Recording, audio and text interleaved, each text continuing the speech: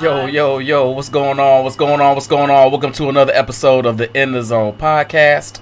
It is your boy B. Foster. Brian Foster's in the building. Happy Wednesday. Joined as always by my lovely co-hostess, Shontelle. What's happening, lady? What up, Hoppy? You've been kicking it. A little bit. Every time. Look, all week I've been, look who I'm with. Look where I'm at. Shontelle in all the motherfucking pictures. I'm trying to be B. Foster. You trying to be B. Foster? I'm trying. Hey, listen, hold on. It's working though. Please take the mantle. B. Foster's dead. I can't live up to that kind of legacy. It's too much. I'm already tired. Oh, it's Wednesday. Come on. You got to pop a couple of eggs and you'll be good. No. Hey, y'all, this is gonna be an interesting one. We are not even gonna. Usually, me and Chantel have witty banter about bullshit, but we're not even gonna play around today. We got some great guests. We're going to play this video real quick to introduce the topic, and then we're going to come right back. See you in a minute. That was sexy. He's blushing. So my left is my better angle. He said you're better angle. Previous videos, collegiate chapters is more well-rounded, I would say. It's social and business.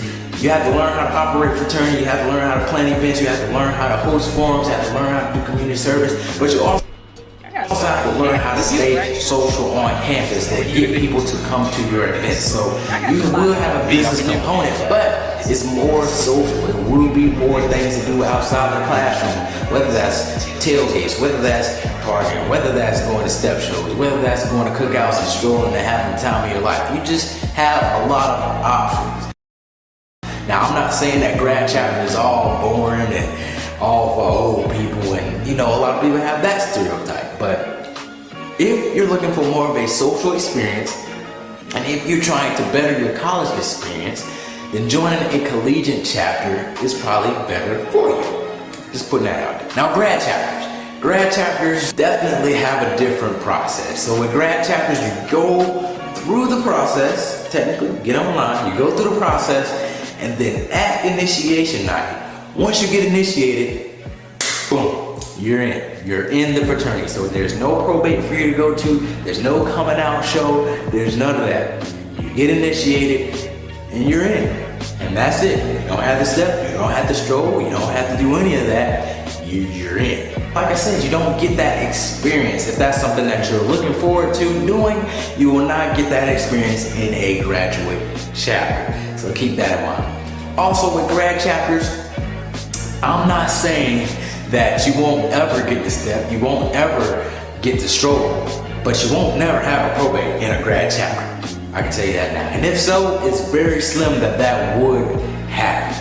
But you will get to step and you will get to stroll. After you join, you can learn how to step, you can learn how to stroll, you can learn how to do all that stuff. That's completely up to you, but you will not have as many opportunities to do that once you join a grad chapter, because they don't have yard shows, they don't have step shows, they don't have stroll offs, stuff like that as a grad chapter. But you can participate in that stuff if you go out and seek it. They do have cookouts where music will be playing, grad chapters bust out a stroll, tailgates. A lot of grad chapters tailgate at football games and stuff like that. You'll be able to stroll there, but there will be less opportunities for you to stroll and show out, as they would say. Also with grad chapters, they're serving on a different level, if that makes sense. Like I said, collegiate chapters are serving on a campus, university-wide level, so it's more micro. Grad chapters are on a macro scale. They're serving the community in which they reside in, whether that's a city, county, state. They're serving at large, pretty much. It's a larger spectrum. So they're doing community service events most of the time. They're going to church events. They're going to high schools, talking to high school kids, tutoring, reaching out. They're more engaged in the community. They're doing more community outreach, more community engagement. They're hosting events to bring the community together. They're doing things that can raise a bunch of money for fundraisers, philanthropies that these organizations are striving to build. They're doing the bulk of that work to get those funds up. So it's a lot of work. It's a lot of work. It's a lot of planning. It's a lot of money that's going through these graduate chapters that have to be managed. So whenever you join a grad chapter, just know you're going to walk into work for real. You're going to walk in and you're going to get a position and you're going to be put to work. So make sure you realize that if you're looking to join a grad chapter, or thinking about joining a grad chapter, it is going to be a lot of work up front, but it's worth it. It's still a lifelong commitment, just like a collegiate chapter. You're still in it forever. But it is going to be more work up front. Some fraternities only have graduate chapters in one city in the state, or they might have multiple chapters in multiple cities in the state. Like I know here in Columbia, South Carolina, we have 2 graduate chapters in Phi Beta Sigma in Columbia, South Carolina. So you kind of have to figure out which grad chapter best fits your needs, you as a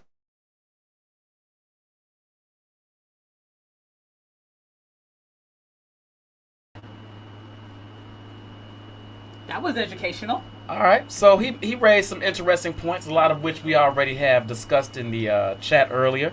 Are we It frozen? looks like we're frozen. This is the internet is freezing. Oh no. But you guys are still live. All right, we still live. We just a little froze. All right, so if you don't see us move for a little bit, don't worry about it. Just listen to our melodious voices. So he made a lot of excellent points, I think, about what people summarize undergrad and grad chapters are. Whether or not that's true doesn't matter. It's kind of just what you think the experience is gonna be, or what other people say the experience is gonna be, right? But we have many guests in studio and online. It's probably been a while since we had this many. I know it's been a minute. You've been trying to hog me. Well, I love you so much. Me too. So we have several guests in here that are gonna tell their experience.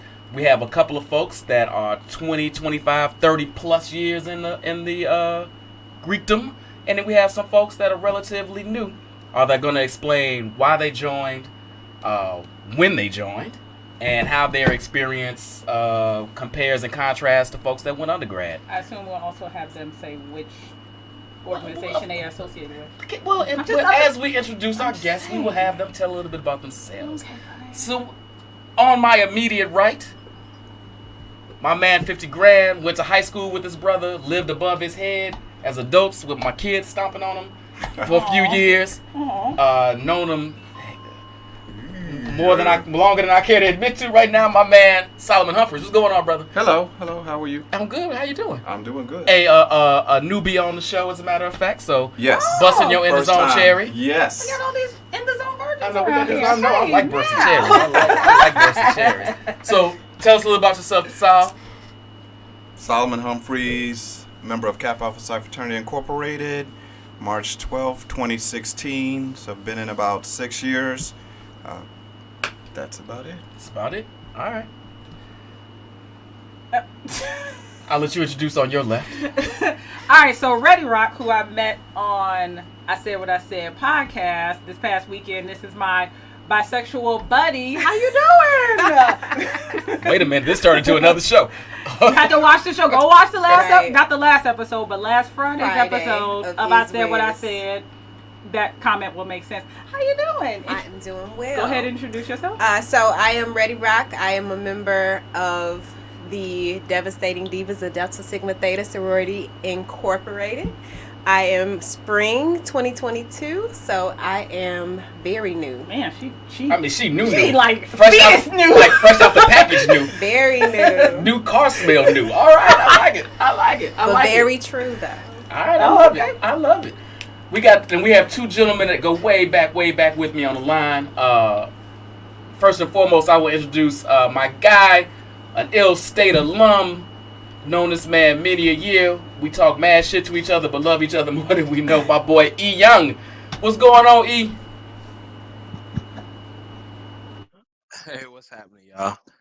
What's happening? I'm Spring 92, Illinois State EX chapter, Phi Beta Sigma Fraternity Incorporated.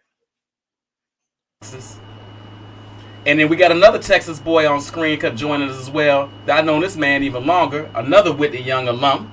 Graduated from high school with this man, my guy, Eben. What's going on, brother?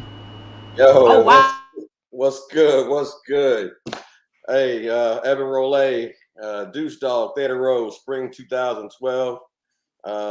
B, I've been waiting for this day, man. Thank you. I feel the love now, finally. I've been trying to get on the show for like 2 years. Why you not let him on the show? I had to bring him on the right topic. I can't be wasting his talents on the wrong ideas. Aww. So that's why I got my man in. Happy to have you, brother. Good to see you. Good to see another In the Zone newbie. Glad to have you finally, my man. So And then me and Ready Rock's the only non-Whitney Young people here? Well, I don't know. Eric Do did you? Whitney Young. I did not. Oh, No, I'm from okay. Peoria. So it's 50-50. Okay. Oh, I'm good with where I went. Yeah. He didn't go. And Yeah, then I'm from Peoria. yeah, he from Peoria. Oh. So and if for those that don't know, I am a member of Alpha Phi Alpha Fraternity Incorporated, Spring '95. Illinois State as well, same as Eric. Ada Tall gangsters, baby. That's how we ride. And I am me, 9, fresh out the mom's womb. GDIT The GBIT, you got. That's right. So come on, Sean. You lead into the convo. You got the questions. All over right. Ladies first. Okay. Let's talk about your journey into I was going to say Data Sigma Delta. What in the hell? there. Maybe I'll take this. DST. Maybe I'll take the controls here. Just tell us about your journey. Did you always want to be Greek? Let's talk about that. Okay. So, yes, I definitely had always desired to be a member of Delta Sigma Theta Sorority Incorporated. I found out about it early on when I was like 13 years old. My cousin, because I'm 40 now, so she's 27 years in. I remember her speaking about it when she crossed back in the day, and I did a little bit of research, and then I got older, went into college, did further research, and I'm like, oh, this would be the only thing I would ever want to be a part of. But in college, you're young, you get distracted. I had a boyfriend. I was engaged with the Deltas on campus, but I never actually went to a rush during the times that they had them while I was there. And so I graduated, went about life, raised my child, and Chicago Metropolitan Alumni Chapter came about, CMAC, and they had a rush, and I said, I'm gonna go. I went, I applied, and here I am, one of the 79 stages of evolution. Oh, very eloquent and succinct. Yes, it is. I like that. So I want to raise this, why this question even occurred to me. So I know recently, and I know if you're on Facebook, Instagram, you've seen this as well. This was a great, awesome line that just crossed. There was another line of Deltas that crossed that had 83. Line of AKAs crossed just not that long ago, some Sigma Gamma Rho's. So a lot of people that I knew, family included, were part of these lines. And they were a little bit older. And it always was a question in my head. I wanted to have a conversation with them, but you know what? I'm going to save it for the podcast as to why. And I made a joke on Facebook about it. Y'all still mad at me. I'm sorry. I was just kidding. What was the joke? I said I can't possibly say congrats to all of y'all, so I'm just going to get a blanket congratulations because there's too many of y'all to tag. But this is what, this caused a question in my head. Like, no diss, no, and I want to leave that right now. No disrespect to anybody that pledged when they pledged and how they came across. All good with me. But I was always curious as to, so I'll leave this question with you. So it seems like it was always in your heart, but it just, the timing wasn't right for you in other phases of your life. And this has just seemed like the better time. Yes, I would definitely agree. It's not that I don't think that it would have happened when I was in college. Like I said, I was engaged with the Deltas on campus. And it's funny, now many of them are part of the CMAC chapter. They were excited to see me when, I made it to that other side. And it was exciting, of course, to see them. So because it's like we're all back reunited. So even though I didn't take the journey when I was in college, we get to share in this journey now. At the postgraduate portion or the alumni portion of things. So yeah, it had always been with me. Like I said, it was always something that I desired to do. It just, the timing wasn't right. And I just felt like for many of us, and if you speak with many of my line sisters, they'll share the same sentiments. For me, I call this a dream deferred, fulfilled. That's how I refer to it. So it was always a dream of mine to be a part of the organization. And then, I had the opportunity to do it now. Sweet. No. Solomon? What? Same question. Journey. Your journey, homeboy. How'd you get to being a noob? It was a long road. My dad is actually also a member of Kappa Alpha Psi, so growing up, talking to him, talking to a lot of his line brothers, they were part of my village. So watching them growing up, admiring them, I always knew what I wanted to do. Went away to school, got in touch with some of the guys on campus. Early 90s at HBCU was an interesting, wild time. So, and you went where? Howard University, the original HU, the Mecca. I was gonna let you get that shout out. I said we having that argument today? We had not. So I didn't get the chance during undergrad. I did have a lot of family members that I knew of that were in grad and alumni chapters. So for me, as much as I wanted to pledge undergrad, I just didn't get the opportunity. But I knew if I still wanted to do it, I had that opportunity. After I graduated, basically life hit. And you don't realize how much responsibility and others you have to focus on. Then it got to a point where everything, the job was fine, the family was fine, the house was fine, the bills were fine. When I was able to come back to what I wanted to do, which is pledge my fraternity. All right. That's what's up. Eb, let me hear you, brother. Well, my story, I didn't know much about Greek life until I saw a movie that you guys reviewed on In the Zone, School Days. So that was my introduction to Greek life back in 1980, was that 85, 86, something like that. But my journey was a lot different because I left high school and went straight to the Navy. And I mean, I literally, my recruiter was at the back of the auditorium at the Area Crown, waiting on me to cross the stage. But I went to the Navy, came back, and went down to University of Illinois. I was only on the yard down there for about a year and a half, and then financially I couldn't complete. So like everybody else, life hit. I went and started working, got jobs. Was working throughout the city in Chicago. I ended up going and becoming a Mason when I turned 21. And then, my life just took me in a different direction, But then again, I joined back up in the Navy in 1999. And then after 2011, September 11th, I got placed back on active duty. And, I was on active duty the entire time. And come 2012, I was stationed in Naples, Italy, and my line brother, my ace, came to me and he was like, "Hey, dog," he's like, "Didn't you, ever want to pledge?" And I was like, "Yeah," and sat me down with my dean, and next thing I know, it was me and 4 other brothers, and next thing I know, here I am. Proud member of Omega Psi Phi Fraternity Incorporated. Let me ask this. So was being an Omega always, was it always Omega? Were you just interested kind of in Greekdom and Omega found you later on? Or was it always it's Omega till I die or it's nothing? Well, for me, I think I was always meant to be an Omega because even back in at Whitney Young, those quasi fraternities that popped up after School Days came out, I was part of one of those, and Phi Alpha Psi, they was the dogs of the campus and all this other stuff. Lorenzo and all the guys on the track team. So that part of me, kind of stuck with me. But I mean, the Qs was just it. That was just it. Come to find out, I didn't have anybody really Greek in my family, but my best friend's dad, he was a Q. I never knew until I started my process and I had to write a letter or a story about somebody that I knew that was an Omega. And his ex-wife told me, and I researched him, and I was like, I was just dumbfounded by it. And, so it seems like it was a legacy thing for me through somebody else.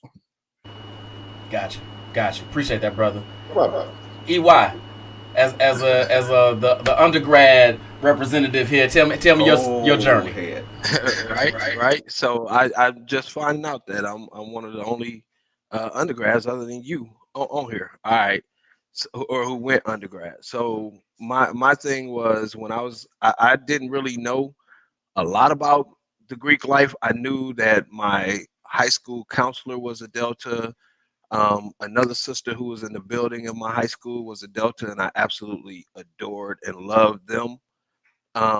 One of their husbands was a Q. I went to a summer enrichment program at Bradley, and my counselor was a Kappa. I mean, you kind of just hear about the alphas growing up. So I knew that was out there, but I had no family members or direct connects who were involved in any type of fraternity life. Not before me. Now I have, several family members who are after me. But for me, so when I got on campus, like I said, I knew of the Kappas, I knew of the Alphas, I knew of the Qs, I knew of them.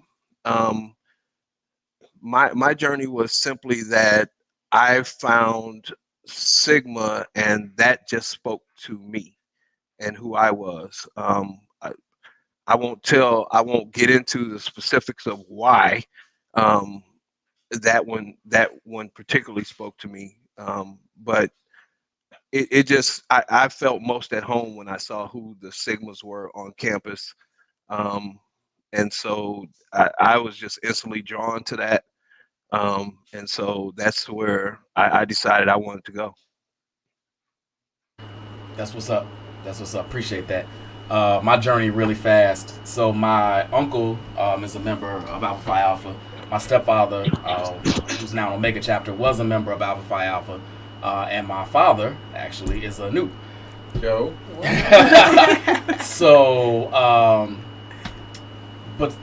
So I had all these sides, and my aunt was an AK. So I growing up, I was inundated with Greek life. But something about Alpha always just spoke to me. So when I got to the University of Illinois, it was, now to say I didn't, look around. Of course I looked around and saw what else was happening. And then, but still something about Alpha was just even the way they repped on the yard just I was drawn to it. And then one of my best friends crossed my second year. And that was a dunny after that. I was like, oh, shit. But my guy, I'm definitely in, right? He gonna take care of me. Well, my grades didn't let me get taken care of. So that didn't happen to me for me at U of I, unfortunately. By probably 45% by my own hand. But so then I transferred to Illinois State, and I didn't know if I was going to have the opportunity. I was a little older. I only had really, probably 3, 4 if I dragged it out semesters left. You figure you got to get to know the brothers. That takes a year and something, and you got to get on blah, blah, blah. I was like, am I going to really take this year to get to know the brothers and then get online next year, hopefully, fingers crossed, then graduate, 2 months later or 2 days later, as it may be? I didn't know that was, a thing. But as it turned out, I bonded with the brothers down there pretty quickly and got my opportunity that first year, and which left me another year plus some after I dragged that out even more. You really like school. I hated school. I liked college. But that was my journey, and haven't looked back since. But mad respect to all of my fellow Divine Nine and any decisions you made to join what you joined. But I wanna we got a lot of people watching, and we've been real nice about this. Hey y'all. So let's dive into let's skip some of these congenial questions and let's get a little dirty. Let's get our hands dirty here. Wait. Oh, I don't know where to start. Okay. I think here's the question. As somebody who's non-Greek, I got a couple of questions actually, but I'm gonna skip because I have one we didn't agree on that I want to ask too. But I got overruled, I guess. No, I just wanted it. Go ahead. What was the damn question? Do you feel like you may have missed something? All ice is gone. Do you feel like you may have missed something not going through the undergrad process, like the strolling, the parties, the standing on the yard? Like, do you ever feel like maybe that's something you missed out on? A little bit. I did miss out on the party, and that was part of the problem. Fair. Apparently, you can have a negative GPA. Whoa. The strolling on the yard, seeing everybody come out on the yard, I missed. Because I was on the East Coast and there's so many schools on the East Coast and the HBCUs, I did miss the networking. When we go to other schools' homecomings and parties, and I would see my Greek friends be able to just immediately bond with the Greeks on that campus. And then when they throw parties, and then there was always a big swell and, camaraderie. So I definitely feel I missed out in that aspect. I didn't go to class anyway. I should have been doing something with my life. You partied. Yeah. You were at Howard, I can imagine. So. Yeah, I would say probably the same in terms of being actually on campus doing all of that.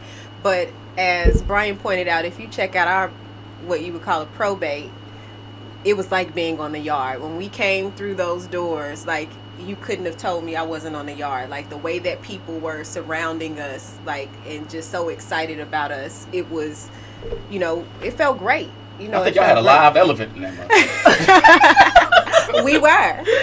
Oh, shit. There you saw it. But yeah, so I think in terms of that, having that just collegiate experience with being and going to different schools and things of that nature, of course you miss that, but this experience has been, like I said, great with CMAC. Like, it's been amazing. Do you think you got a better experience? Or we gotta get Evs. I mean, I'm just saying okay, fine, you're right. I forgot. He with grad chapter 2. Do you feel like you missed anything? No, honestly, I mean, did I think I missed the nostalgia of being on a yard and being able to do that, and the number of years I would have actually had in the fraternity had I pledged in the 90s, yes. But I don't think I missed it per se, because I'm in the 13th district, which is our international district. I crossed in Birmingham, United, in the UK, in England. And we say in our district, we don't road trip to different campuses. We sky trip. We go to different countries. So I've chopped it up with the bros in the United Kingdom. I've gone to Bahrain, Dubai. I've chopped it up with the bros in Italy. So I've had that experience of going to different countries and meeting the bros and being able to get that sense of traveling. So it might be slightly different, but like I still got that experience just in my own way. To Toussaint's question, the longer one, and of course, shout out to Toussaint. We're not doing this right now. No, this is not the point of the show. Okay, no, all right. No. Sorry, not. Oh, damn it. I mean, it's an interesting question. We don't have to ask it, but it's interesting. We'll come back to that. Okay. We'll come back to that. Remember that. It's somewhere on the line. What can we ask? Hold on. I want to hold on. Go for it. Because I want to bring EY on this one too. Yeah. So how do you all feel with this conversation that folks that went grad chapter didn't earn their fucking letters, right? Like, some grad chapters have a process, some don't. By process, I mean, Alpha Alpha's a non-hazing fraternity and always has been. All so I don't know. But there was a time where there was a legal pledge process, and let's be frank, some of us still do an undergrad process. So it's out there that grad folks don't really earn their letters. How do you all feel about that sentiment among the Greeks? Do we want to start with Eric since he didn't get a shot on the last one? Yeah, Eric, please. That's why I want to bring him in. You want to hit me with this one. Me myself not being that familiar with a grad intake other than what I've seen, it's definitely different. I don't really get too caught up into how a member joins. That's never really been my hang up. My only thing in regards to the intake process is just finish whatever process is laid out by the yard that you're at or the chapter that you're joining. Finish that process, whatever that is. Then you will have the respect of the brothers there within that chapter, which then permeates through the region, which then permeates or nationally. Just finish that process. We can get into where I have issue with graduate members, and maybe that's a later topic. But I really don't. I don't really get too caught up or hung up into. I mean, because if you really think about it, no two pledge processes are the same. The brothers who made me may feel like my process was easier than theirs, and of course, I feel like the brothers who I made, their process was easier than mine. So nobody's experience is exactly the same. So I don't really get too caught up in that, to be perfectly honest. Just finish whatever process it is that the brothers in that chapter have laid out, and we good. That's my honest feeling on that. And I'll say this, and then I'll turn it over to you three. In my younger years, in my neo and fresh out years, I wouldn't say I disrespected it, but I didn't honor it as much as maybe because I'm fresh off my process. I didn't think the letters were as earned as the letters I earned. That changed for me one day when my guy, and I was probably 26, 27 at this point, when one of my guys went grad chapter. I was there when he got initiated. I was super excited for him, and then we were out at Fat Tuesdays. Anybody been from the Shy that remember Fat Tuesdays back in the day? That's that old She Smiled, but I don't shoot him. I know Solomon knows. I just heard of Fat Tuesdays. Yes, so we was at Fat Tuesdays kicking. I know Eb knows. And this cat that I knew for years that had crossed, I think we were Sands actually, crossed the same semester. He came up and he challenged my guy, and he gave him the typical thing, and then he hit him with some stuff that he might not know. I knew it when he said it, but he might not have caught it because it was a little bit deeper into this process, right? And then when he didn't know it, he just disrespected my dude, and I checked him. I was like, nah, we're not doing that. His letters on his chest as good as the letters on our chest. And it changed my perspective on how I felt about that when one of mine got attacked, right? So I'm just going to lay that out there. That there was a point in my life where I was like, grad chapter Mars. Psh. But that was young and dumb. And, I grew out of that. But, I mean, that's still a sentiment out there. So I want to hear how you feel about it. I got many questions on this, or many things. So, first of all, if I recall, after the early 90s, between 92, 95, pretty much every organization said we're no longer pledging, hazing, or doing anything else. So if your number is after 95, you shouldn't be looking down on anybody, because technically you weren't supposed to be pledging anyway. We still know what goes on even to this day, 20 plus years later, but you do understand you're looking down on people who went about the process the way they could. And like Eric said, everybody's process is different. And the way they should, if you want. The 2000s are different than the 90s, different than the 70s, different than the 60s. I talked to my dad about his process. I wouldn't have survived. Point blank, most people on this podcast would not have survived in the 60s. Everybody can't pledge undergrad, specifically because of the people who pledge undergrad. My school and many other schools, the chapters get suspended. They get suspended 4 and 5 years. And because of that, you don't get that opportunity. So when someone says, well, you pledged grad, why didn't you go undergrad? Because they had a 5-year suspension because of undergrads. I can't do anything about that. I'm not going back to school for that. So you can only do what you can do.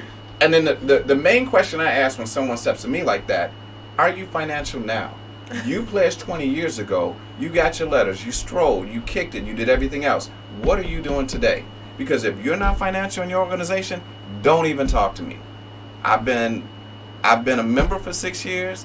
I've been on the board. I've held positions. I've been financial. I've been to our national. I've been to our province/regional events. You pledged 20 years ago. You're not active. You've never been active. All you do is kick it and party. Is that really a fair question though? Yeah. And I'm gonna say why I say that. It's a fair question because if you pledge your life to a fraternity, and then you look down on me because I'm spending my life working for that fraternity, and you're not, then what was your point in pledging if it's only to party and stroll in undergrad? Okay. And that's a valid point, and I understand what you're saying. But the reason that I asked that is because just as life was hitting you so that you could not join earlier, life also hit members after they joined so they couldn't stay active.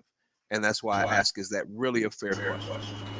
I agree. But what I'm saying is, if you are not financial, I don't necessarily look down on you because I understand life. I got family, I got bills. But don't look down on me because I am active and I am working, and this was when I had the opportunity. Fair enough.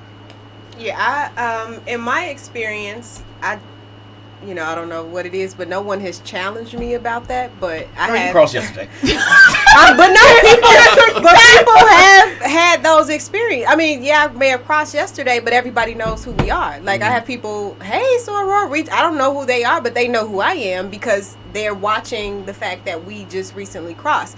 And for me, I'm not at all concerned if that's something that they come to me about, because if you understand our organization, what it was founded upon, I represent and embody that. That's why I was chosen to be a part of this organization. And so if you're not challenging me on that, I could care less about the things that shouldn't have been happening in a process anyway. But for us, you can't tell us we didn't have a process, because you show me some folks now. I appreciate our pro-fights and, those who have been in it who were like, we applaud you all for going through this process at this time, because I could not imagine. We are all adults. We have lives. We have jobs. We have careers. We're bosses. We're doing all of these things, but yet we're still committed to this process because we want to be a part of this organization. So just because it wasn't what you may have gone through, trust, this isn't an easy thing, at least for CMAC. It wasn't oh, hey, we meet today and yeah, you cross tomorrow. Like, no, we had to study. We had to do all of those things. But what we may not have had was all of that BS that comes with why you don't even appreciate why you even chose to be a part of that organization, which traumatizes a lot of people from even further being engaged with these organizations. So for us, yeah, my process was real, and I stand up against anyone who tries to say otherwise. And when you are a 19-year-old in college and you have a pledge process and you decide not to go to class, your grades drop, that's basically your biggest concern. When you're over 40 and you have a household and a 40-hour-a-week job and kids in soccer practice and kids in football practice and overtime at work, and you're still going through a process, man, it's a very different thing. I talked to one or two of my friends that went through undergrad, and they're like, I don't even understand how you could go through things now. How you could, as a 45-year-old man or 50-year-old man, look someone who's 25 or 30 and even give them respect when they're not giving you respect. When they basically are the same age as your son. But that's what some undergrads tried to bring to me originally. I do feel one of the benefits of being over 40, when we first, the first year we were in the fraternity, I didn't have any problems. When someone saw me and they saw I was a noob and they saw I was 45 or 50, they just assumed that I knew what I was doing, what I was talking about. If one of my ships was younger, 30, they might try and challenge them. No one challenged me. I had enough friends in the organization, I had enough friends that knew what I was doing, and I was older. It wasn't the same as a 20-year-old, like you said, at a bar being challenged by someone else. Eb, I want to bring you in on this because I will just say it. The Q Dogs are notorious for beating their ass. So I assume Omega Sci-Fi is a non-hazing organization all of us as are. well? Yes, we all are. But the stigma, if I will say, is that Omega's pledge hard. So I'm not saying you didn't or did. Not asking that question. What I'm asking though is people assume based on the fact you went grad chapter that you did not. Now maybe other Omegas don't, because I don't know how y'all get down, but I'm sure other folks do. How do you feel about this? First and foremost, I am remiss. Soror, congratulations. Rue, Coleman love right there. All right, but yeah, I mean, B, I read Facebook posts daily on this grad versus undergrad, especially when it comes to the bros. The bros are notorious. You know, I mean, you got the 90s. Let's just leave it at that. The 90s. You know, the 90s bros will eat you alive, but they'll also be the ones that lift you up at the same time. You just got to know how to groove with them. But I completed my process on active duty. You know, you talking about life experience. You know, I was overseas in Italy. I worked 12 on, 12 off. On a regular basis, but I still found time to complete my process.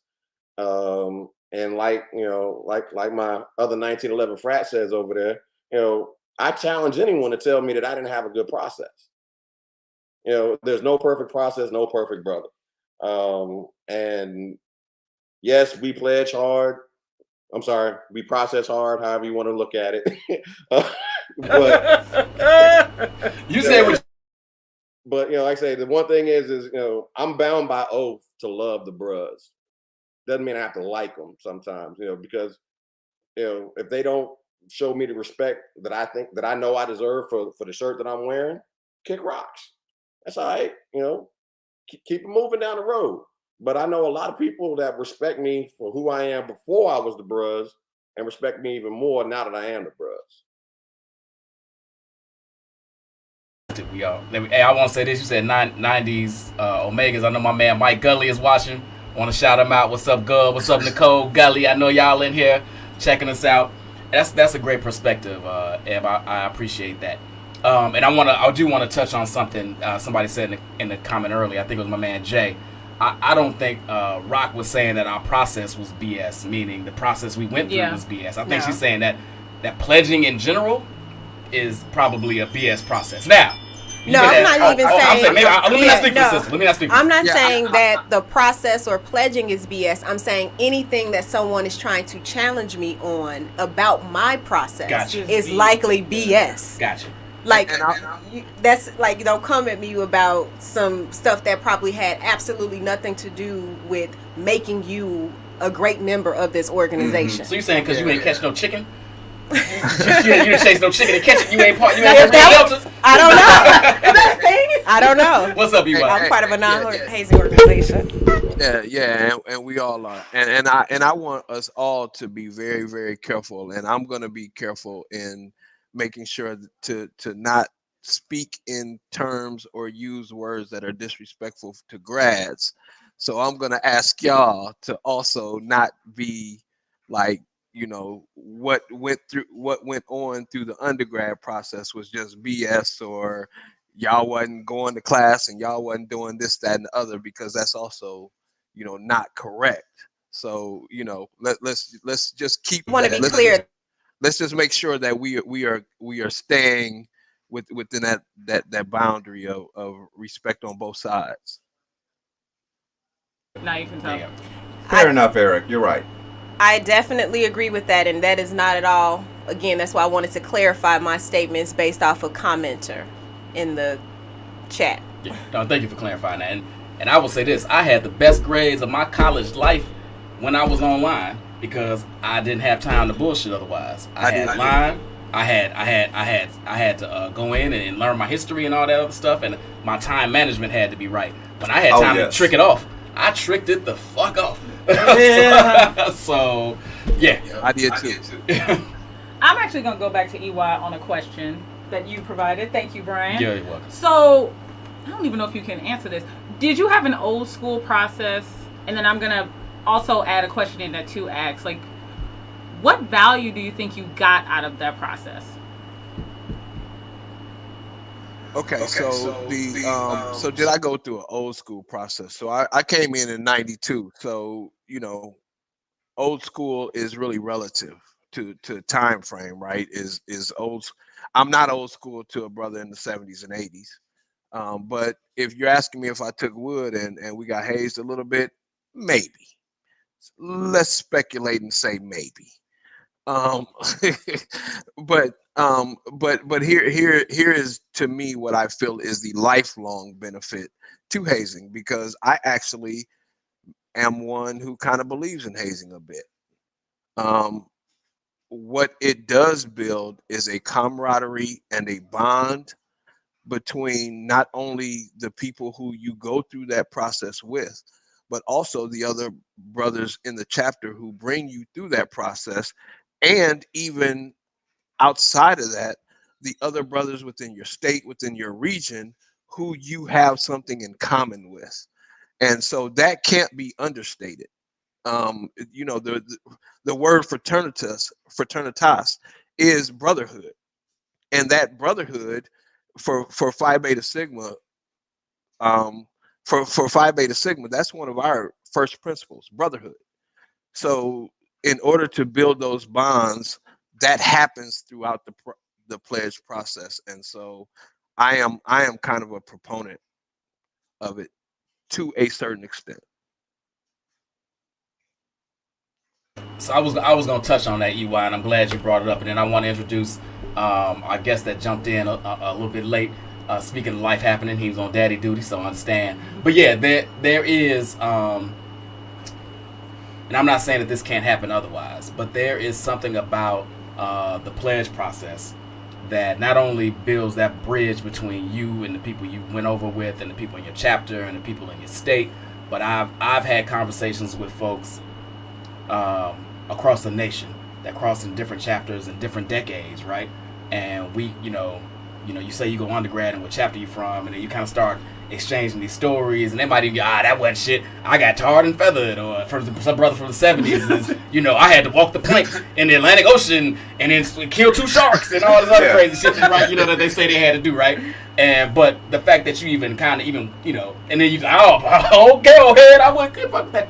But you have these interactions, right, that build this bridge that I'm not saying can't be built otherwise, but there's this automatic shared connection and history outside of just your fraternal bonds, because you've had this experience. Psychologists call it trauma bonding. That's fine. Yes, I would agree. It is a little traumatic. I'm fine with that. I have a question.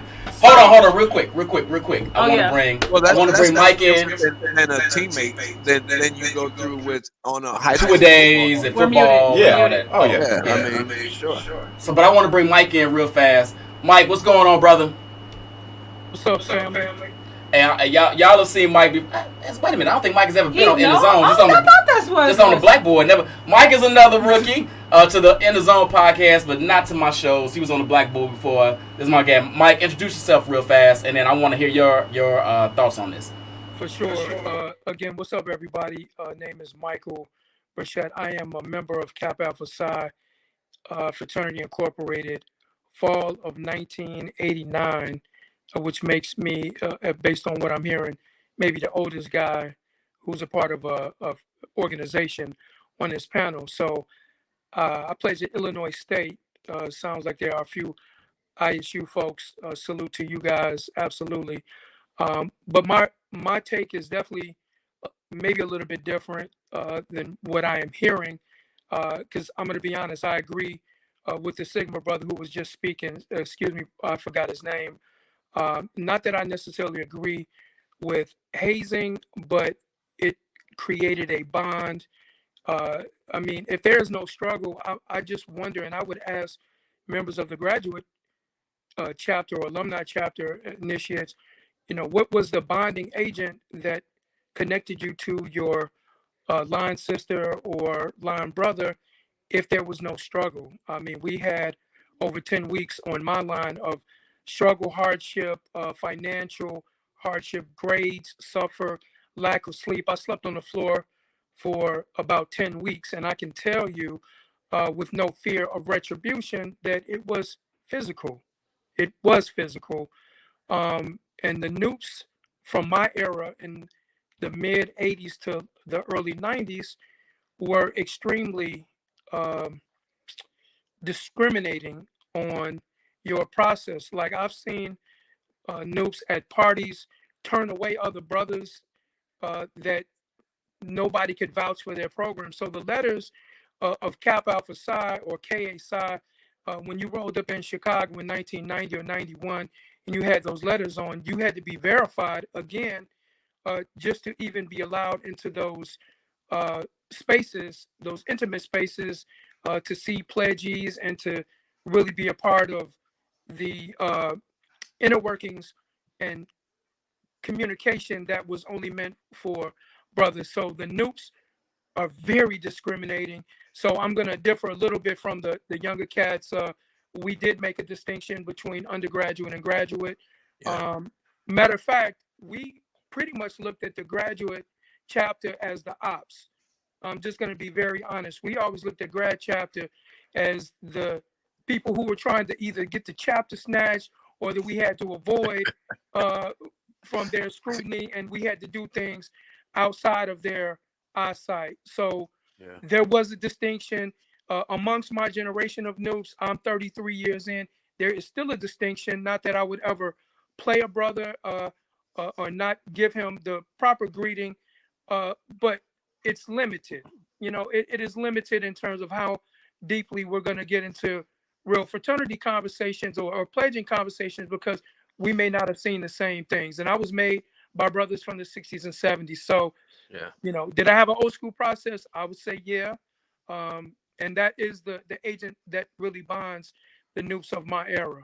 Yeah, and I can even add a little bit to this brother, because he's a noob from ISU. So there is not only a bonding within our fraternities, you know, with me at Epsilon Chi at Illinois State and our fraternity, but when I pledged, that legendary line of 21 Kappas that came through, they were my Sans.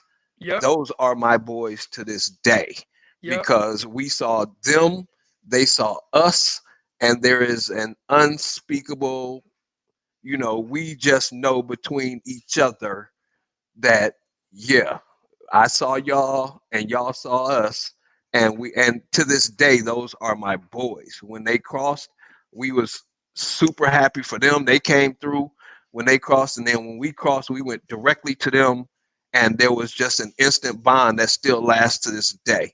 So there is something about that process, like it or not, that it does add that love, that layer there. It's infantry. We all wearing infantry, maybe with different uniforms on, but there is a common respect level for people that went through whatever process they went through. So I would agree with that. Yeah. First of all, thank you. That's why I have you two on to add a little color to this conversation and this perspective. Was Peanut on that line? Oh, you got Peanut on here? No, Peanut was maybe a line after that. A line after that? Okay. Yeah, I believe so. That 21 was spring of 92. Oh, okay. All right. Yeah, he was a line after that. Yeah, they crossed I think they crossed on April 11th, and we were April 15th. Okay. All right. So interesting perspectives. Thank you both for sharing that. My guest in the studio, and I'm sure Eb are chomping at the bit to have a conversation about that. So, Rock, I want to turn it over to you first. Okay. A lot was said there, but what do you? You know, everybody has their process, but the question that was posed was, how do we have the bond? And as I stated, there's 79 of us, and people from that regard, they don't challenge our letters, but they challenge our ability to know one another. And I know every 79 of the other 78 of my line sisters, and the way that was formed is just like how your bond was formed. If you have good leadership, they create a process to where you all can bond and get to know one another, which is why, because there were two different lines that were happening at the same time, when someone says, oh, this person is a part of your line, I can say, no, that must have been this line. And they're like, oh, you all know each other? Yes, we do know each other, because our leadership took the necessary steps to create a process to where we could have bonds. And it may not have looked exactly like some of the other, processes around the country or undergrad, but they did what was necessary to ensure that we have a sisterhood. And, we're really close, and people are very surprised by that. But again, I think it's the importance of the leadership and what they choose to create so that you can have a successful bond, however that may come about. You know, their situations, they thought the bond should be whatever they chose. Our leadership thought this is going to be an effective way for these 79 women to be able to have it. And so I'm grateful for it. So I would say me and my ships, we're bonded. We have shared experiences. We went through shared things. We do have a close-knit bond with each other because of our process. Like everyone says, your process is different. No Eric's comment up there. Yeah, He took some name off 72 by last name. But one of the things that's interesting, although I'm pretty close and pretty tight with my ships, and talking to members of my fraternity and members of other fraternities over the years, in terms of their process, there at some point is always a problem. Well, I don't like this ship. We don't mess with that ship. We don't deal with that ship. We don't fuck with this ship. You can say that. Right. So basically, the pledging process helps bond a group of people, except every pledge line has a problem with not being bonded because of someone in that group. That even leads to a bigger problem. What are we going to do for the future? If we continue at this rate, and you especially know for Kappa Alpha Psi, the insurance issues and the liability issues are going to be a problem forever. So every fraternity and sorority has to decide, what are you going to do for the next 100 years if we continue on the road we're going on? Yep. I'll just say this, Ms. Burchett, hey, 33 years in your organization, I mean, I'm in awe of that. Me and my LBs, there's 4 of us total. I'm the deuce. Hey, we had our shared experiences. We're men of like-minded, we're like-minded men.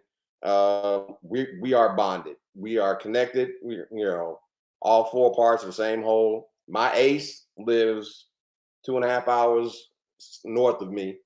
And since the day we crossed, he's my best friend. He's my pastor. Godfather to my daughter. My Trey, he's in Arizona. I know where he's at. My Tail, he's over in Japan. We might not see each other every day. We might not talk every day, but they walk to that front door. They got a bed to sleep in. I got food in the refrigerator for them. There's nothing that I would not do for the guys on my line, period. No questions asked. Is that the same for every brother in the fraternity? Like I said earlier, I'm bound by oath to love my brothers. I'm bound by oath. I like them all, but I love them all. But those other 3 dudes, ain't nothing you can tell me bad or indifferent when it comes to them.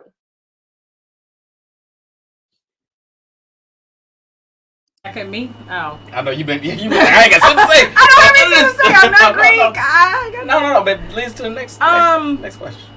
Thank you all for those perspectives. It's probably gonna be slightly controversial. Good. And I'm That's gonna read it. I'm gonna read it how Brian wrote it. Do it. It's been said that folks that join in grad chapters are really who carry the weight of our organizations, more financial and active than lots of pledge undergrads. Any validity in this? This kind of reminds me of the video you showed in the beginning where the guy was like, pledge undergrad, you get to stroll, you get to socialize, you get to party. And I'm thinking, that's 4 years. What do you do in the rest of your life? I don't want to say pledging grad carries the organization. I do want to say we don't have enough undergrad that continue on to join a grad chapter. And you spend 4 years of your life in college. You spend the rest of your life in life. So if you're only looking at the party and the pledging and the social aspect of those 4 years, the organization doesn't last 100 years because of your 4 years of college. It lasts because from 25 to 75 as a man until 95 as a woman, you are still putting in the work to keep your organization alive. Why are you killing us so early? He just go by the number. Right. Hey, alcohol kills germs. You're going to live a long time. Married men live longer. They won't let us die. They won't let us die. Right. So they make Lord, miserable. I forgot the topic right there. Sorry, my bad. So the issue I have is in talking to a lot of undergraduate brothers and trying to get them into a graduate role and joining a graduate chapter, and they don't see the future or the long-term goals of the organization. Like the video said, well, after you're in grad chapter, you're not strolling, you're not throwing parties, you don't get a probate. What do? There's still a lot of work. I joined because I wanted to join, not because it was a party and it was women and it was strolling. And I plan on spending the next 20, 30, 40 years protecting and pushing the organization forward. 18, 19, 20-year-olds don't see that future. And I think we need to make sure that's a part of the undergrad thing. Don't just join because you're partying. Join because you want to be here for life. Are you saying that the undergrad, and I'm just trying to extrapolate something out of what you said, that they're not as active because their focus was on partying? Is that what I'm just want to make sure I'm clear. I'm not saying they are not as active because their focus is on partying, but I do think a lot of undergrads join because of the partying. No one at 19, including me, joined because I wanted to be service. Mm-hmm. I didn't join because I wanted to read to kids or donate or anything, and financially, I wasn't giving up my money. Once you're an adult and you realize there are other aspects of the fraternity, then that's why you join, because of the other aspects of the fraternity. I know I'm not partying. No, Ewok wants to jump in. Yeah, go ahead. No, I was gonna say that I strictly joined just because of the networking opportunities, to be perfectly honest with you. I had friends I was cool with, and I was able to move in those experiences. I had great high school experiences. I wasn't so I thought, in my opinion, I was actually bringing something to the fraternity. So it wasn't, now don't get me wrong, I had my fair share of partying and all of that, but I strictly joined for the networking opportunities. But I think that we all have to also challenge our fraternities nationally with, what are you doing for the members? What motivation are you as a Phi Beta Sigma or any of the other organizations? What are you doing as a national organizations or as a national organization to make it appealing to stay involved throughout your lifetime? Once let's just use your example. Once the lights have dimmed and the partying is over, because we did all these service projects and the networking and all of that, we've done all of that. So as a fraternity or sorority, what are you doing nationally to make it still attractive to members who have 10, 15, 20 years in the game to still be a part? Because I was able to go through undergrad and grab my friends, my lifelong friends from there, and my lifelong bonds from there. I was able to get all the partying and do all of that stuff there. What is it now for me as a just recently turned 50-year-old to continue on? Because you know what? I do my service. I do my service in the name of Phi Beta Sigma, even if I don't have t-shirts on, right? Because I'm volunteering and coaching kids basketball. I'm doing all these works, that has become such a cliche. I want to do the work. What does that mean? I'm doing the work, whether or not I'm doing it affiliated with a chapter of Phi Beta Sigma or not, to me is insignificant. So then what, as a national organization, are any of our organizations doing to make it attractive to keep members for 30, 40, 50 years? Because you can do that same work without the letters of Kappa. I can do that same work without the letters of Sigma. So what is the organization doing? So and I only say that because I kind of tire of the stigma between grad, the separation between grad and undergrad that I see developing later on, where it's, the same kind of thing that you said. They party as undergrads and they're doing the work as grads. And then, we have to challenge our organizations. What, other than paying my money and coming to a meeting, what are you doing for me? What is Sigma doing for me as a 50-year-old?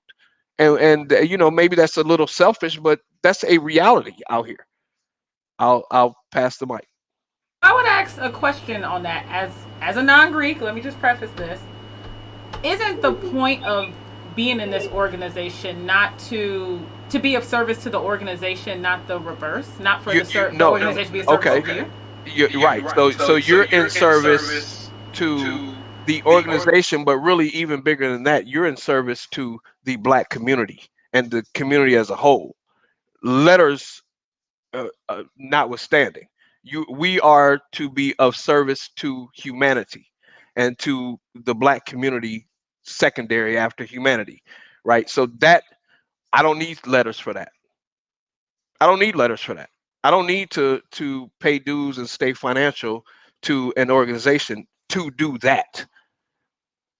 So then what do I get?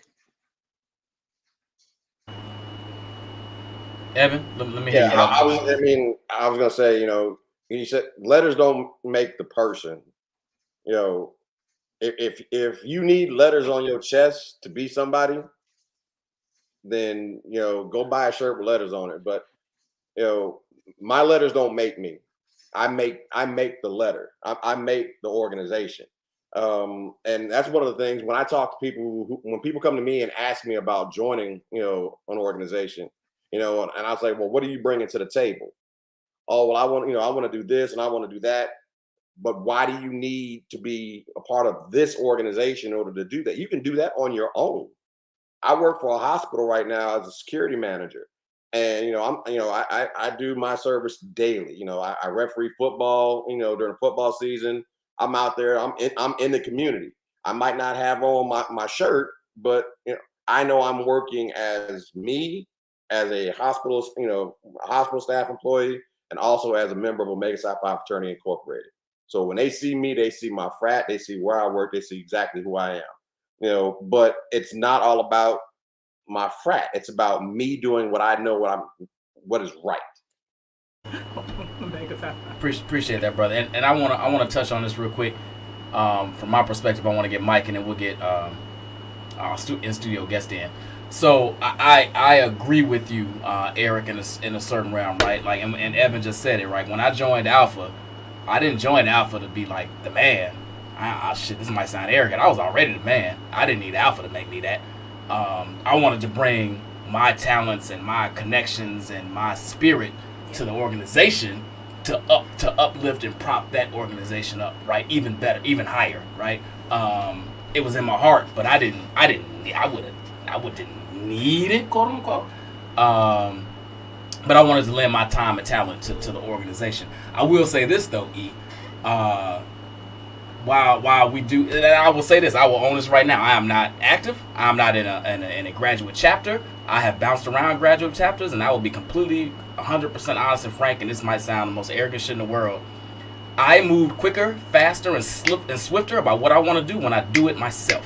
And I don't really need a chapter to make the shit I want to do happen. The chapter actually probably needs me more than I need the chapter. So wow, that was arrogant. It was, and I'll own that. But when I do my feel like that, yeah, and when I do my, for example, when I do my toy drive, I'm part of the 100 Black Men. Right. Let's put that out there too. 100 Black Men does a great toy drive. They get hundreds of toys, whatever. When I do my toy drive, I equal or better what that whole organization does. Chapter, damn near. I'm just gonna be honest about it. It's quicker for me to do what I want to do when I can do it myself, as opposed to go through all the rigmarole and jump through the hoops that these older cats make you do. Now I'm one of the older cats probably, but when I was younger, these older cats make you jump through the hoops to get things moving. It's hard to shift old school. This is how it's always been done. This is what we do. This is how we do it. Yeah, but your brunch only had 30 people last year. But in the same instance, I thought part of pledging was to take a group, work as one, and push everyone forward. So I'll say this, and this is where I push back on a little bit on what E said. But they got to be willing to listen and make that shift with you, right? If they're not willing to listen and make that shift with you, then I'll just do the shift by myself, solo, in the name of me and Alpha. But I will say this, the financial piece, and where I beat myself up about this is, even if I'm not active, if I'm not a participant in a chapter, I am a life member, but I'm not always financially active, and I should be, because that props up the good works that they do, even if I'm not personally adding to it. So I will say that, E, like, I hear what you're saying, but we should all always be financial to prop up the works that, even if we're not have a hand in it, it takes money to make things happen. No, I fully agree, right? The money that is gained by dues allows the organizations to to function at a national level. So I'm not discounting that or saying that shouldn't happen. And obviously there's strength in numbers. So I don't want to sound like I'm discounting the need to be financial. I am really just offering a challenge to every brother who's involved, sister who's involved in the organization, to also bring to your regionals, your chapter, your nationals, is that they should also be looking at, what value they provide to the members other than the numbers, right? And so I don't want to be misconstrued in saying, yeah, I don't understand the need to be financial, or we should just do the undergrad experience and then that's it. I don't want to be misconstrued that way. I'm just saying that our national organizations should be challenged. We should be challenging them to also provide a benefit. When you're saying that brothers will only go through grad, so the question originally was why people, do the undergrad experience and then don't carry on. It's because after you've done certain, or in my opinion, after you've done a certain amount of time, and then you start looking around and saying, what do I get out of this? I think we should be challenging our national headquarters to be able to answer that question. What is it that you're providing for your members that they're able to take away, and so that it's a mutually beneficial relationship. That's all I'm saying. Great point, brother. I feel you 100%. Mike, we had you muted for a little while. Go ahead and jump back in. Yeah, so the thing, and this has come up a little bit, the thing that makes under the graduate I guess entrance for undergrads a little bit undesirable, you touched on it, is that it is a group of 95-year-old Kappas that were made in 1962 and are still looking at me as a 33-year-old member as a young guy, and they're not trying to hear or adjust to moving quickly on things. So it's still red tape and just the whole lethargic way that older people move who have been around and are 80 years old. That doesn't appeal to guys like me for the most part. So I haven't really been financial, even though I still jump in and do service projects with Chicago Alumni Chapter, but it's done as an individual. I still rep my fraternity hard, but that is probably some of the reasons why the organization doesn't necessarily have the appeal that it should for brothers who are in their 40s or 50s. I'll put this out there. The one thing that we do have, we have the ability to use that prestige of being in our organizations. So Brian, you can go out and do things with 100 black men, but if somebody reports on that story, you have the ability to say, yeah, Brian, a member of Alpha Phi Alpha Fraternity Incorporated. I have the ability to say, I'm Edwin Rolle, member of Omega Psi Phi Fraternity Incorporated. Regardless of what I'm doing, I could be standing out there collecting toys for tots, but I can do it as a member of Omega Psi Phi Fraternity Incorporated to bring that notoriety that EY be talking about, to bring that that notoriety back to the organization to keep people motivated and in. In studio, what else we got? Rock. They posted a great point. Someone said national organizations are tools for individuals to use their initiatives. So you can't use the aggrandize. Don't be trying to not dumb down this shit. Whoever said that, aggrandize. Don't do that. It was years ago. It's not the school, it's the eyes. That's a lot of A's and G's. Right. If you can't use the tool properly, that's a shame on you. So both Michael, Eric, and Brian had a good point. You can do a lot on your own, but there is strength in numbers. If you have an event that you can promote or that you can do, and you have a whole 40 brothers behind you that can help promote your event, you're a special case. You just do your shit. I'm stronger. Right. Then it always helps. But it also goes back to the point, if you're an undergrad, why do you join the fraternity? You don't join it to party, as some people have said. You don't join it for the strolling and the women or anything else. Wait, who said that? I didn't say that. Right. As a 19-year-old, you're not that interested in service. I said, but you also have to realize you pledge to an organization as a life member, which means you're saying that over your life, you're going to continue to move that organization forward. So I do understand what Eric was saying. I have a lot of problems with the national organization and what are they doing for me. But originally my reason in joining the organization was to move the organization forward, irrespective of what the national organization was doing at the moment. That's what people want to say. Yeah. Irrespective, it couldn't say aggrandize. Ain't this I could read aggrandize. He got his college level word out. Right. So, I mean, I'll echo some of the same sentiments because I think I started out with that, right? I said that it was something that I always wanted to do because I believed in the mission of the organization.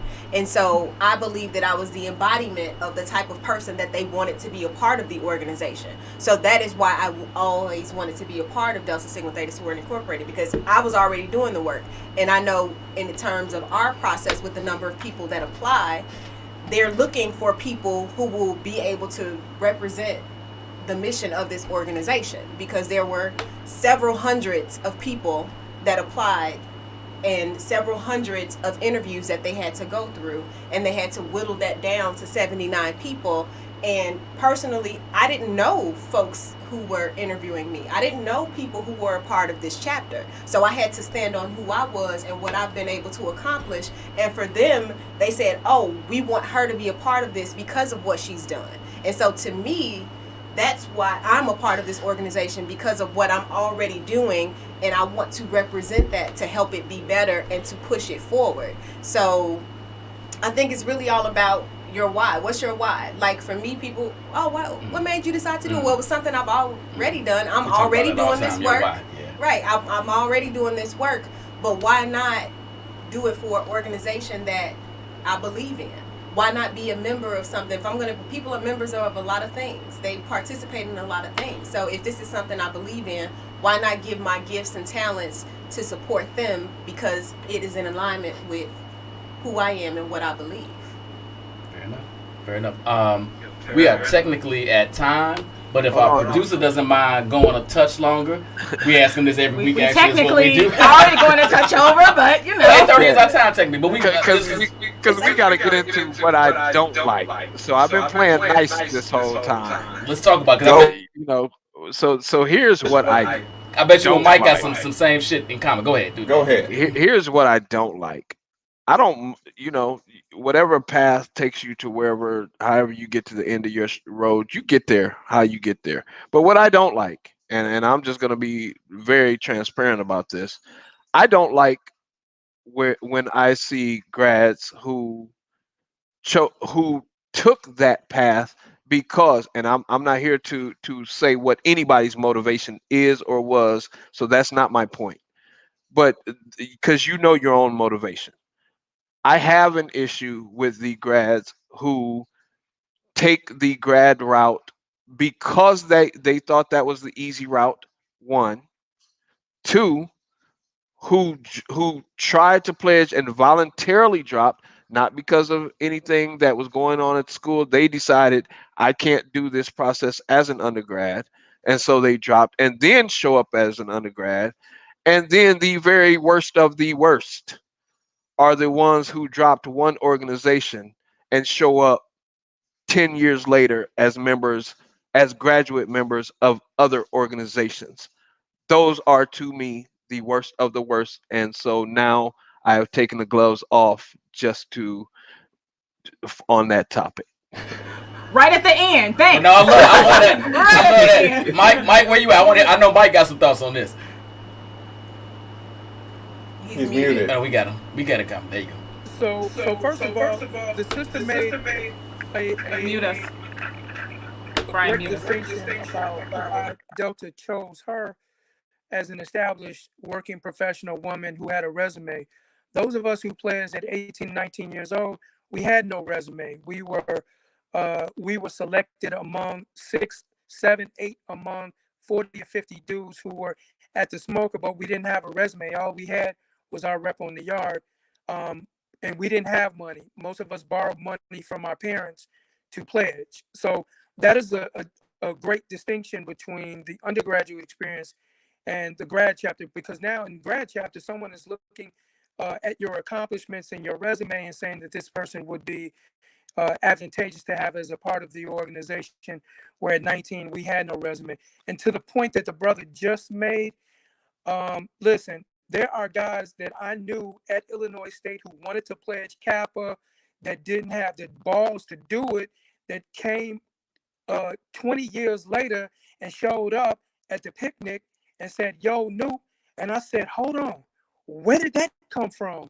Like, you're not really even getting a handshake. I'm going to respect you as a black man, always, first and foremost. I will respect you as the person that you are and the person as I knew in undergrad. But I knew that you wanted to pledge. You didn't have the nuts to do it. Whatever your reason, you were scared. That's fine. But don't expect the noobs who were on the yard back then to embrace you with the same level of camaraderie and brotherhood, or give you the same access to private conversation that you could have partaken in. You did not, for whatever reason. Again, I'm not talking about the people that didn't have the grades, who had extenuating circumstances that they couldn't control. I'm talking about the guys that could have pledged. There are many of those guys. And when we see those guys, when guys show up at the picnics and at the events who fit that description, we just say hi. We just Facts. say hi, or maybe we say nothing. But you're not gonna get any of the hugs and the type. Matter of fact, I might ask you to hold the camera to take the picture for the notes, for the undergraduate. Facts. And I'm just being real. I'm not trying to be mean, and this is not disparaging to the graduate chapter, but I'm just giving a counterbalance and telling you what noobs of my era, how we think. It's just not the same. It's not ever going to be the same. And that's just it. So I'll give the mic back. He spoke nothing but facts there. Thank you. Eb, I want you to jump in there, then we're gonna bring our studio back in. Go on, bro.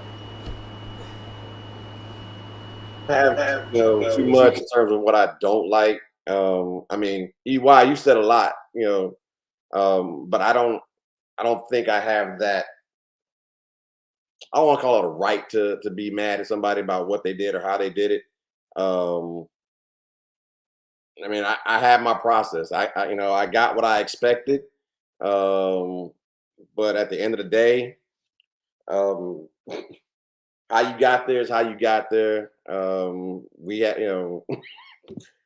it's not too much I can say about it, B. I mean, I know we're running late on time, so I'll go ahead and digress. Oh, you fucking being politically correct. Mute him. All right, come on. We got get the fuck out of here with that shit. I want my studio. Come on, Solomon. He said he wanted to have a nuke-to-nuke conversation with Mike. Come on. Yes. So I agree with some of your points. I think you brought it up at the end. You're talking about people who were undergrad and didn't pledge undergrad. As you know as well as I do, half the chapters are suspended undergrad. You don't get a chance. So when you see someone on the yard and you're like, oh, you a noob now, you pledge grad, I can't respect you, you first have to figure out what was going on at their school at the time. Did they have an opportunity? I was at Howard 6 years. because I liked it enough to stay there. There's a whole lot going on the same program. Yeah. There was a whole lot going on. So if you want to discount me going grad, you first need to be at Howard between 90 and 94 to know the politics, the undercurrent, and what was happening to see whether you think I'm good or not good. But I get what you're saying. But above all, if anyone chooses to join our organization, be it before grad or after grad, are you going to put in the work? You make a vow, as someone said, and a pledge to support, promote, and further the organization. If you cross as a sophomore, junior, or senior, and 10 years later, you haven't done anything to support, promote, and grow the organization, I'm looking at you sideways. Why did you pledge? Just a party? Maybe not. There are people in undergrad, as someone said, that do service work at 19 and 20 years old, that do have service organizations. But the first thing I want to know, what are you doing to support something that you bled and sweated and cried and died for? So that's the question I have for every organization. I'm gonna swing that back to Mike, and I think Eric EY already said it. He did touch on that. What he's saying, and Mike, correct me if I'm wrong, what he's saying is, if you had the opportunity at the time, we presented you with the opportunity, and you didn't take it, and then 20, 30 years later, you running up on me, all crimson and creamed out, that's like, what the fuck is this? Wait, we had an entire conversation at the beginning of this about life getting in people's way. Mm-hmm. Can we consider, Mike, that perhaps life got in that person's way, didn't allow them at the time GPA to... It could have been anything. Their parent could have died. A dog could have died. Like, anything could have happened. They got the opportunity. They got the... They had the GPA. That's true. No, because... They got the opportunity. GPA. I just want to ask the question. We don't know what happened. Let Mike speak to that. I want Mike to speak to that. I mean, everybody, you both can speak to that. Yeah, then we consider back to you, that something kept them from doing it at the time that you just have no knowledge about?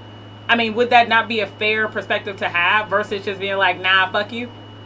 Damn. Again, clarify, I'm not talking about the grad chapter initiate who necessarily had things that, like a chapter suspension. I'm not talking about him. I'm talking about the guy who was at a chapter at a school, at a university, and had the opportunity, who had the interest as an undergraduate to pledge and did not. We cannot disfactor that many people were scared. They were. People dropped our line, not because it was easy, it's because it was hard. Many more people wanted to be Kappas on the yard at Illinois State than actually made it through the process, the 7 that actually made it. So I'm not talking about, again, the person that was at a school that did not have a chapter, and the conversation about who's doing work for the organization. I'm going to look at you sideways. That's a different topic, because I'm not going to sit here and tell you that making a Kappa or making someone undergraduate with all the hazing in the world does not necessarily make a good member. I realize that. I'm 33 years in. I cannot say everyone who has been hazed and who went through a rough and tough process like I did is a great member. All I'm saying is that what was created because of the pledging, because of the struggle, creates the camaraderie and the bond. Those of us on this side cannot understand where the bonding agent comes in at if you have not gone through a struggle. If you go home every night to your bed and you go to work every day, and yet you are going through a process to be in an organization, your process looks very different from mine. I slept in a chair, I slept in a car, I slept on the floor for 10 weeks. So those are the things that bonded. That's all I'm saying, that there is a distinction. Do I play the brothers who did not have the same process as me? No, I don't. I just said that there is a distinction that people are keenly aware of, especially newts from my era. I'm gonna throw this out there. If I had the opportunity to join the fraternity, I took it. Had I not taken my opportunity and 10 years later came back and had this shirt on, I guarantee you my LBs right now would look at me funny. Because they would have been like, wait a minute, you had the opportunity back then 10 years ago. Why didn't you take it 10 years ago? So I think the key word of this whole thing is, like Brother Mike was saying, you have the opportunity to do something and you didn't take it. But all of a sudden, 30 years later, that opportunity represented itself in a different fashion. And maybe that fashion was a little bit easier than the fashion that you could have had 33 years ago. Yeah. And Shontelle, understand, we do know that you had the GPA or didn't have the GPA to even get online. We're not going to, this is one of the misconceptions that everybody needs to understand. If I put you online, it's because I want you to finish, right? So you had the GPA. You had all of these things in place. You were someone that I wanted to see as a brother. So if you drop that process, you might have even hurt my feelings a little bit. So don't come back 10, 15 years later with these letters on thinking it's all good. And then I had one brother, and I'm not going to throw this brother on blast, but I had one brother, and I'm very protective of my ship. Very, very protective of my ship. I had this one cat who I saw try to pledge in my undergrad chapter, drop a couple of times, and then this cat becomes a graduate Sigma and tries to explain to me at some outing that he should have been on my line. Like, hold up. First of all, you're barely even a goddamn, okay, I'm not going to go that far. But, and second of all, no, you shouldn't have been on my line. So don't ever step to me talking about I should have been with you or I should have been on your line. Are you crazy?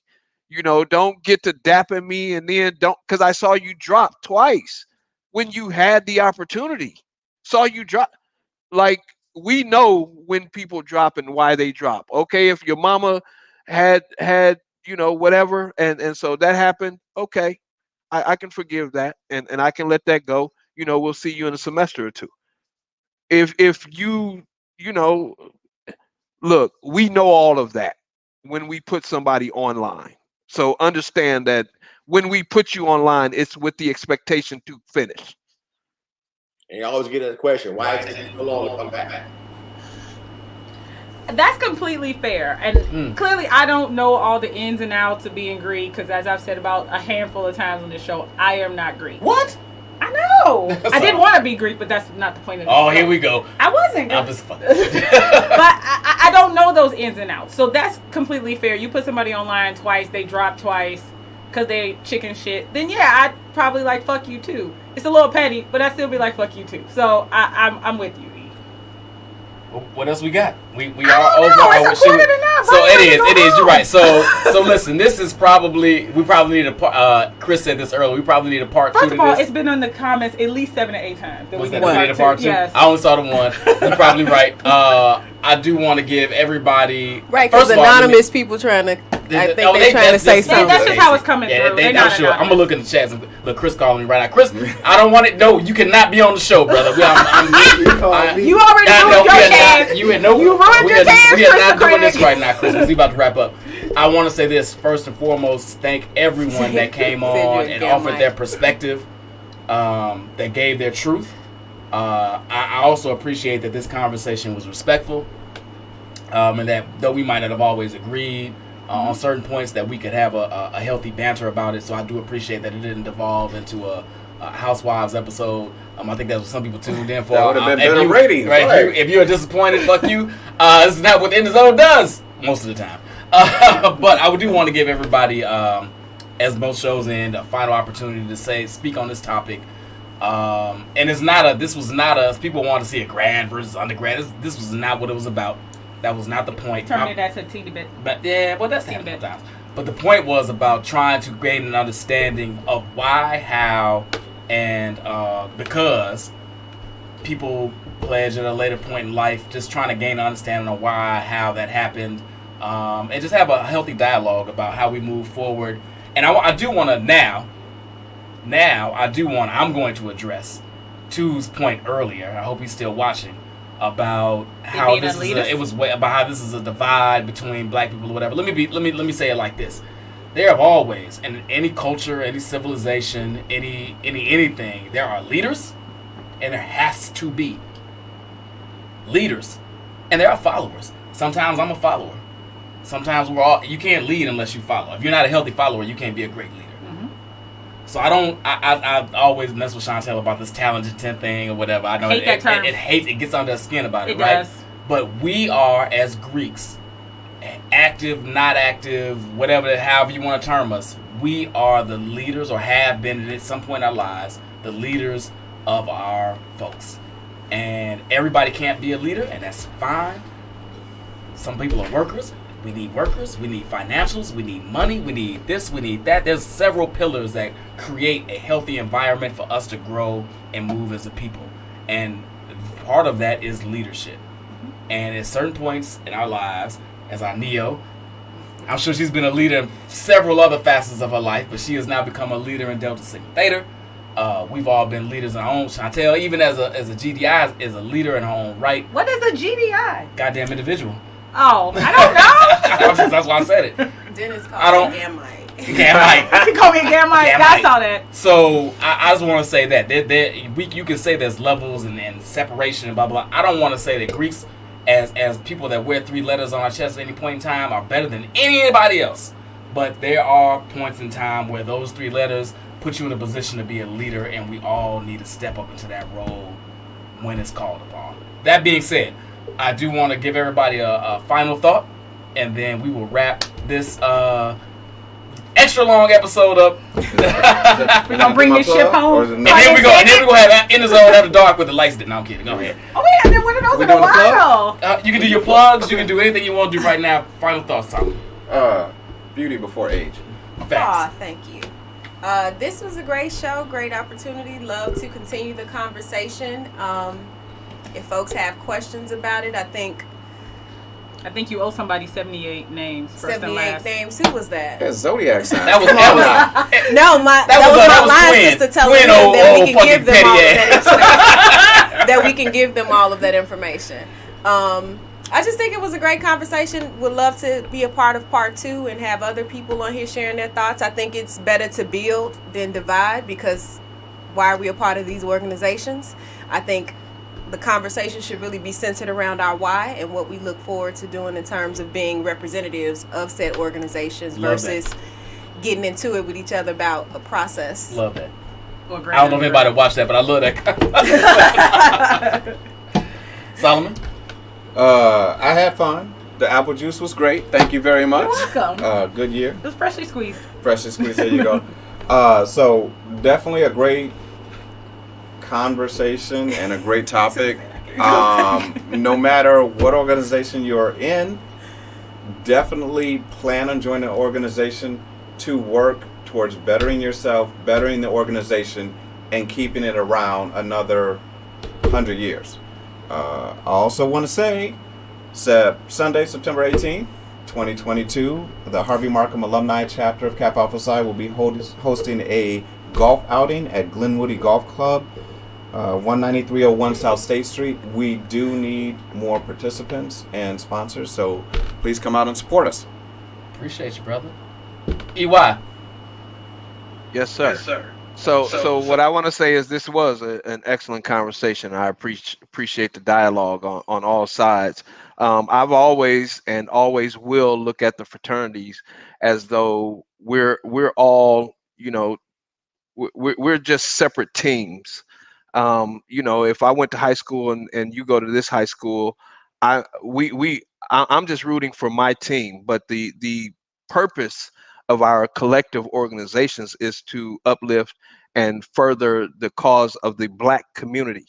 So that cannot be lost within the divisions and the who's talented 10th and who's leading and who's behind, or you're wearing purple and I'm wearing blue and the red.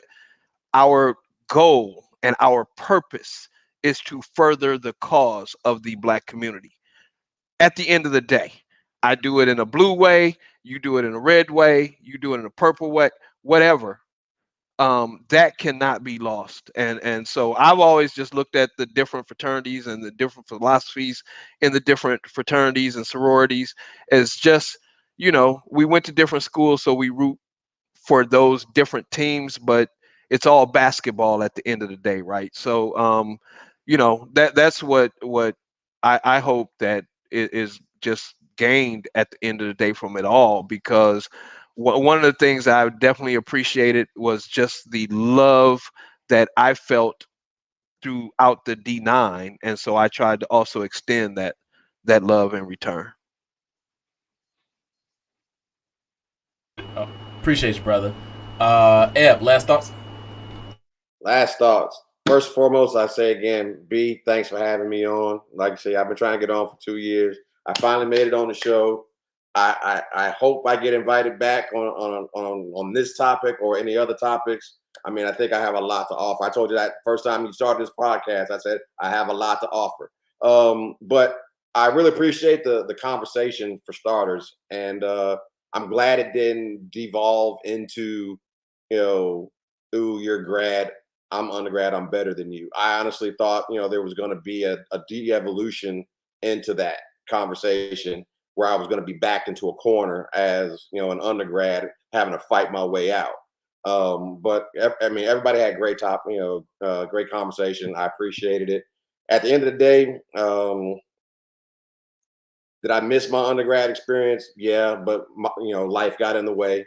But I'm glad that I did what I did now, because had I done it back then on the campus that I was on, I probably would have ended up being one of those reclaimable brothers right about now.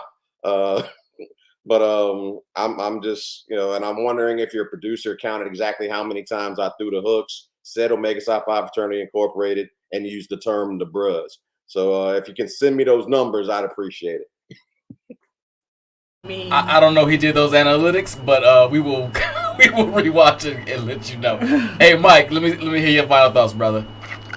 It's gonna be super quick. First of all, B, appreciate you having me on, and to all the guests, man, it was spirited conversation, man. We need to do something with this energy. But beginning, end of the day, I'm B1, meaning that I'm Black first. My objectives are to build Black people, whether I wear crimson and cream, whether you wear blue and white, whether you wear Omega Psi Phi colors, it doesn't matter to me. We are Black first. I am not a Greek. I don't identify as a Greek.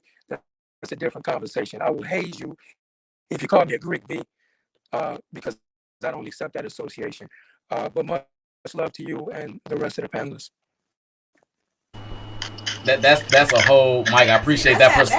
I appreciate it, and that's a whole other conversation. Yes. I use that term extremely loosely, and I have a problem with it. And that's a whole other conversation we can have about that. And I appreciate you bringing that Black up. Greek letter organization. Black Greek letter organization. Greeks. Especially because we base all foundations in Egypt and lots. But we had that whole conversation. What I don't like is that everybody said the purple and the red and the motherfucking blue, and nobody said the black gold. You motherfucker. Man, you real. He just wanted to hear all the swear words. I'm just kidding. Sean, what you got? As the only non-Greek I have a lot to say about Black Greeks, right? As a non-Greek, and a huge progressive, right? I think, I appreciate everybody coming on here talking. I appreciate all the Greeks in the comments. A lot of you all were hilarious. A lot of you guys were spirited. But I think this turned into an important conversation. I didn't know it was going to turn into an important conversation, but it turned into an important conversation. For you in particular, because you and I talk often about you being more active. And just around for everybody, hearing that these organizations are being led by quote unquote dinosaurs, I would encourage you all to push past that, right? They're going to die. And it's the truth. They are going to die.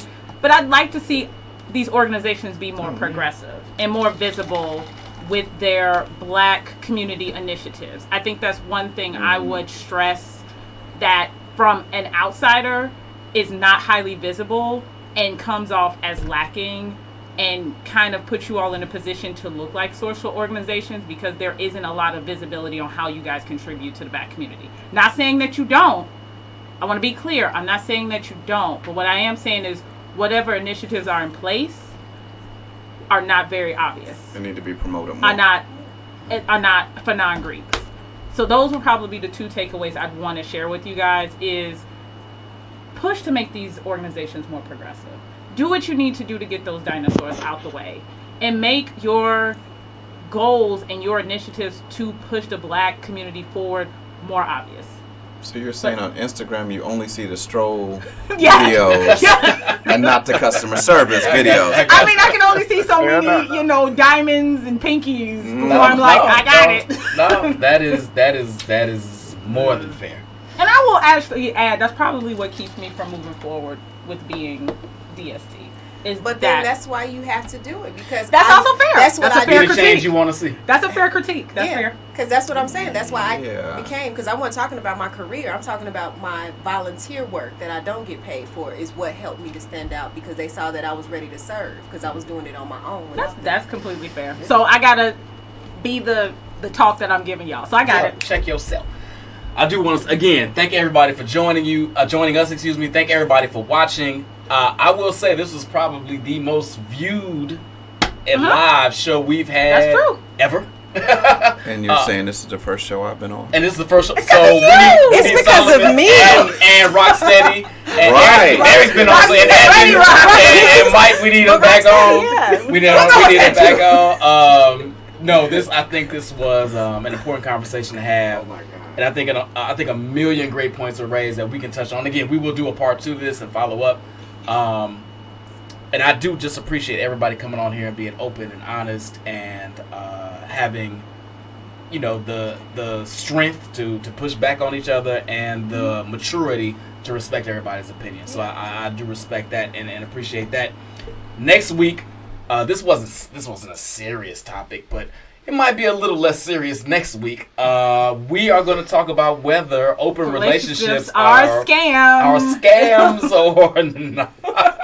And a lot of you motherfuckers that were Greek had open relationships, even whether or not you told the motherfucker you was with you was having them or not. That's not an open relationship at all. So anyway, thanks for joining us. Appreciate you watching another episode. We would thank all our guests again. We will see you next week, 7:10 p.m. Central Time next week. Yo. Have a great rest of the week. Love you. Appreciate you. Blue fire. Hey, fire! I don't have Mike, John, Chris, Dominique, yo. Love y'all.